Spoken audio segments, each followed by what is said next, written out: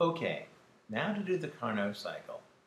Let us imagine a gas. It could be steam, it could be argon, it could be nitrogen, but let us imagine a gas in a cylinder that's going to push on a piston.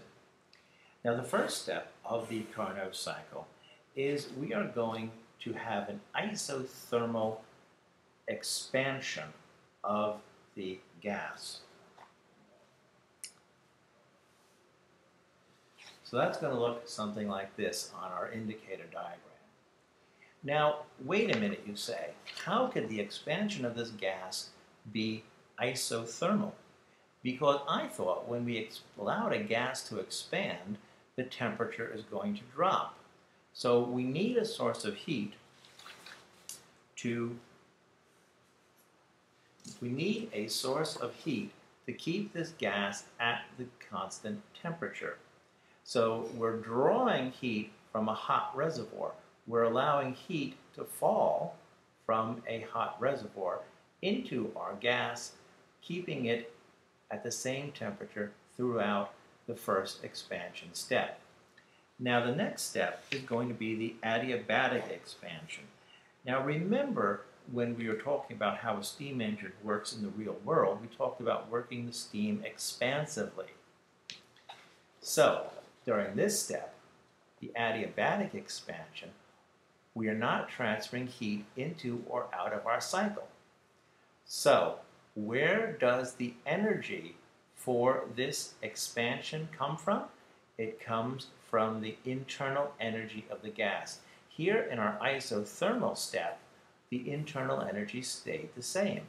Here in our adiabatic step, the internal energy is falling because the gas is doing work, and it cannot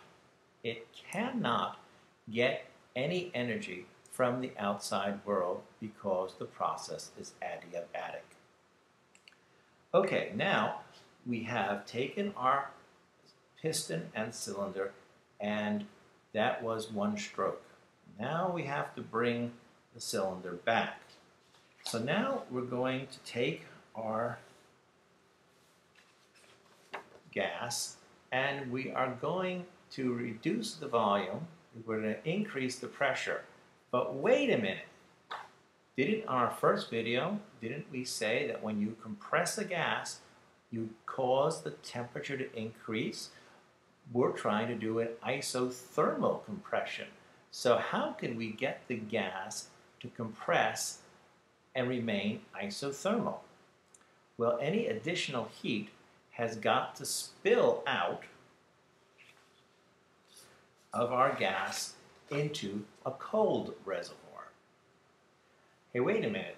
This should start to sound a lot like the fall of water from a hot reservoir to a cold reservoir doing work along the way. We used the water wheel to do work as water falls from a hot or high energy reservoir to a low energy reservoir. Here we're using a gas as heat falls from a high energy reservoir to a low energy reservoir. Of course, heat doesn't actually fall. It's not affected by gravity. But that's one way we can kind of think about it, and that's one way that Carnot thought about it. He was used to looking at water wheels. So he was very used to the idea of the source of energy literally falling. And it makes a very convenient way to think about it, even though it's not actually happening in the cycle. Now the final step of the Carnot cycle is an adiabatic compression of the gas.